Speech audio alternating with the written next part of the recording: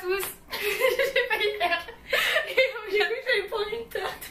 Bonjour à tous, comment allez-vous? Aujourd'hui on se retrouve en compagnie de Marion du blog et de la chaîne Entre les lignes pour faire... Je sais pas comment ça s'appelle. Je vais lis mon flop et lis mon top. Marion a choisi un top et un flop. Voilà, une lecture qu'elle a beaucoup aimée et une lecture qu'elle n'a pas aimée. Pour que je les lise et que je vois si j'ai les mêmes goûts, les mêmes... si je les aime aussi ou si je les déteste. Bah vu qu'on a rarement les mêmes goûts, c'est vrai. Quand on lit un livre, si j'aime, t'aimes pas et inversement. Donc non, forcément. Dernièrement, on a eu quand même des goûts en commun. Ouais, mais c'était le seul. Hein. Oui, c'est vrai. Je crois que c'est le seul qu'on a lu. Ah non, on a lu Six of Crows ensemble, non? Oui, on a lu bah Six voilà. of Crows, donc ça... Voilà, bah c'était Ok. les deux seuls. Ouais. Bon alors, je commence par le flop, c'est ça? Le flop c'est lequel déjà? Ah oui, Bah, mais attends, c'est fais gaffe parce que lui, tu vas voir à travers. Donc Ok. je vais mettre ça. Ok. Micromania, Attention. voilà, autorisé. Attends, Ah, est-ce que tu veux que je te dise? Non, c'est toi qui découvres. ouais. Je sais Comment on fait? Bah, je pensais juste le sortir comme ça. Mais je pourrais essayer de deviner. Non, je pense que tu devineras pas le flop. Je devinerai pas.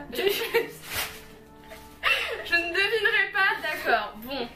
Est-ce que c'est récent ou est-ce que ça remonte à plus longtemps? C'est assez récent, c'est un premier tome.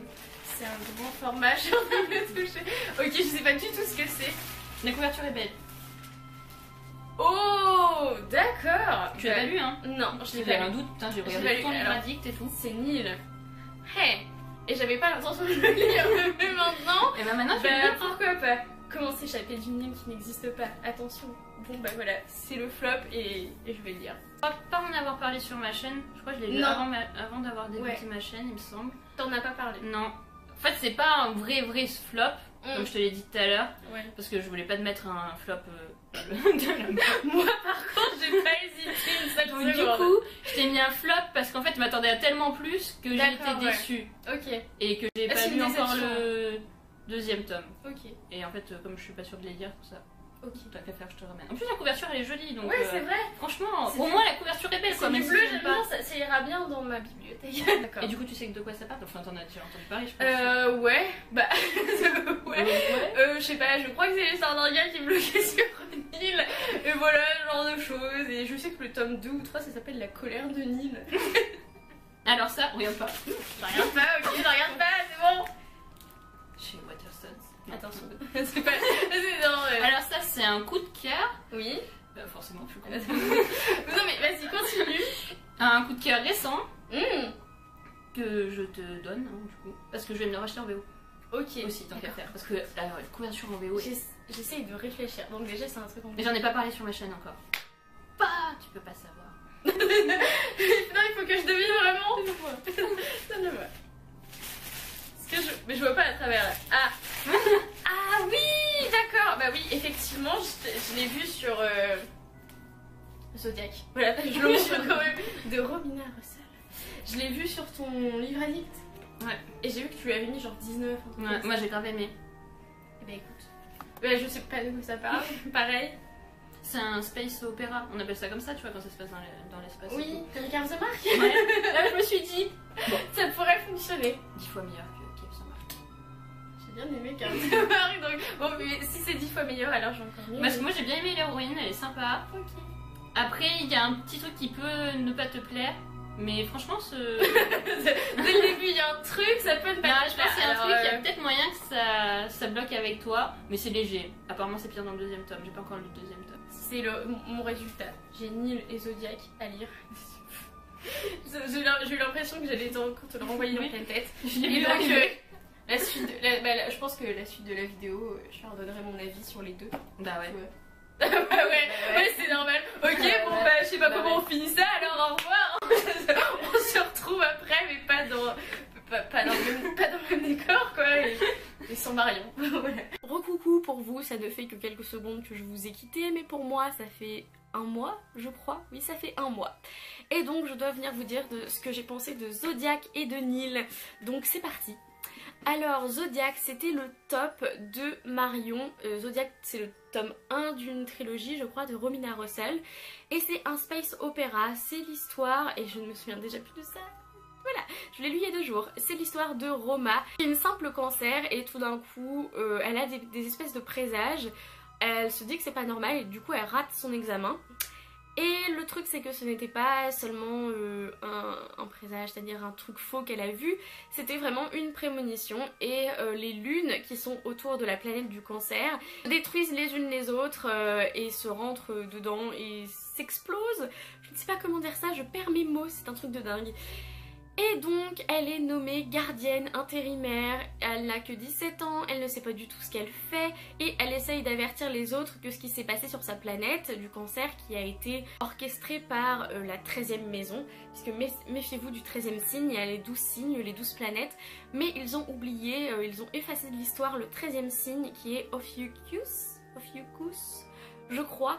Et il est là pour tous les détruire, il vient un par un, sauf qu'elle essaye d'alerter les autres et personne ne la croit parce qu'elle est jeune et parce que personne n'a envie de croire à ça.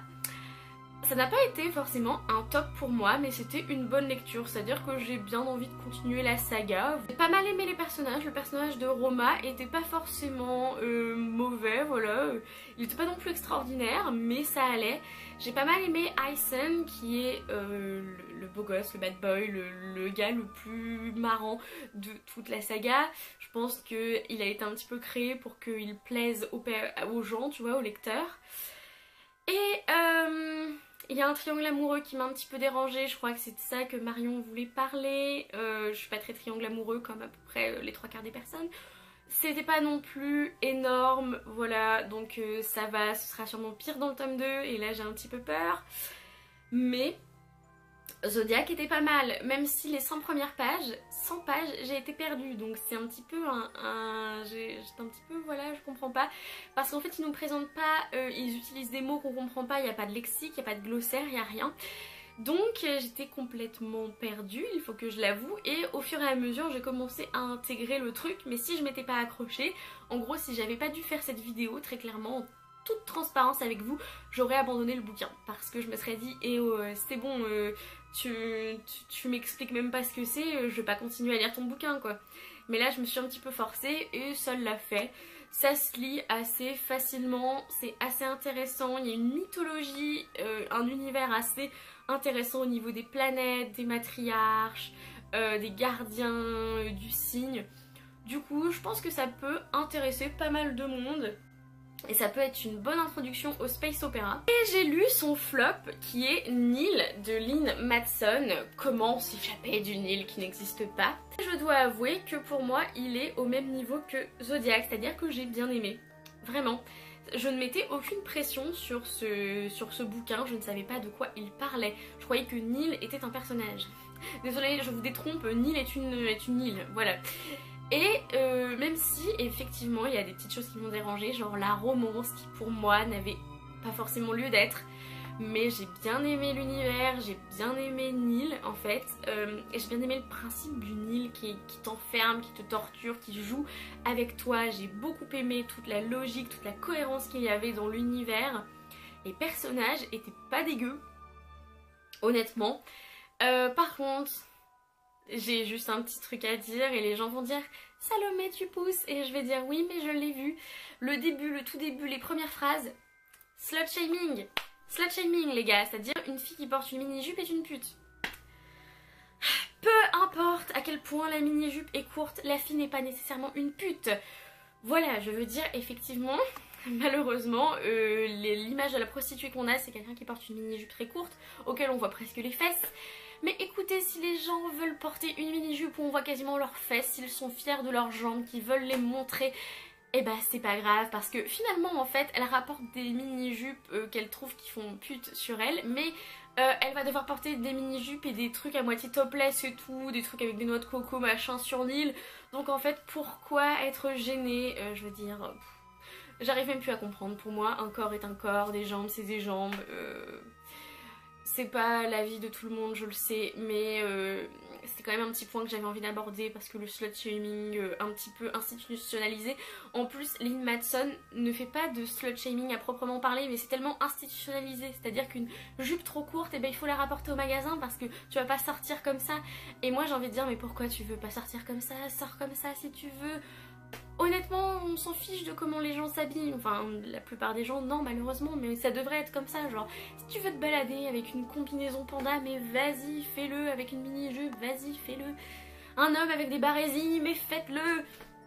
Et du coup voilà, oui, je sais que ça n'a rien à voir avec une ligne de Nil, mais mon œil est un petit peu plus exercé qu'avant, c'est-à-dire que maintenant quand je vois des trucs comme ça ne passe plus, parce qu'en plus Lynn Matson fait beaucoup d'efforts pour présenter une société qui n'est pas sexiste, qui n'est pas machiste, que j'ai beaucoup aimé, là où les femmes sont les égales des hommes, qu'ils font tous voilà, selon le talent et pas seulement si tu es un homme ou une femme, les hommes font la lessive comme les femmes, voilà, le partage des tâches est égal, et ça c'était vraiment sympa de retrouver ça dans un bouquin young adult. Franchement je me suis dit ah, c'est bien sympa d'avoir un univers qui, même s'il est injuste, puisque c'est Neil qui décide de choses assez horribles, en fait il est juste d'une certaine manière. Et j'étais j'ai pas mal aimé l'ambiance assez communautaire de ce bouquin, la communauté qui se développe sur Neil, l'entraide, etc. Je trouvais qu'il y avait des beaux messages qui étaient véhiculés par ce bouquin. Et le truc c'est que le tome 2 apparemment va se focaliser sur Neil, un peu plus genre des gens qui essayent de se rebeller contre l'île et de détruire l'île. Et en fait je pense vraiment lire le tome 2, même si le tome 1 se suffit à lui-même. Je pense vraiment continuer la saga, et ça c'est une vraie, une vraie surprise. Donc je suis plutôt contente de ce que j'ai lu. Et voilà, c'est tout pour cette vidéo. Dites-moi si vous avez lu Zodiac ou Neil, ce que vous en avez pensé. Est-ce que c'était des tops et des flops comme pour Marion? Et je vous invite aussi à aller voir sur la chaîne de Marion, puisque je lui avais donné Confusion de Kat Clark à lire, qui était un des premiers livres que j'avais lu en 2017, qui était un livre que j'avais détesté, donc je lui ai mis un vrai flop, alors que moi elle m'a pas mis un vrai flop, mais moi j'ai pas hésité une seule seconde, parce que je suis quelqu'un comme ça qui est horrible. Et donc allez voir sa vidéo, je pense que ça peut être très sympathique aussi. Voilà, en attendant une prochaine vidéo, lisez bien, amusez-vous avec vos lectures et bisous.